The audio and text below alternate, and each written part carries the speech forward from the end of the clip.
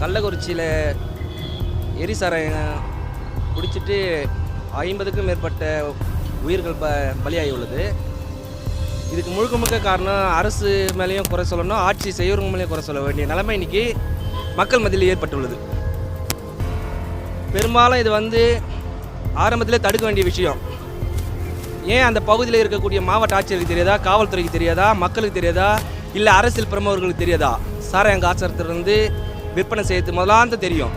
இது காரணம் எல்லாம் பணம் வாங்கிக்கொண்டு அவர் ஒரு வேலையை செஞ்சு கொண்டு இருக்காங்க. கள்ளக்குறிச்சியிலேருந்து எரிசாராயம் குடித்து உயிரிழந்தவர்களுக்கு 10 லட்சம் நிவாரணம் வழங்குது இந்த அரசு.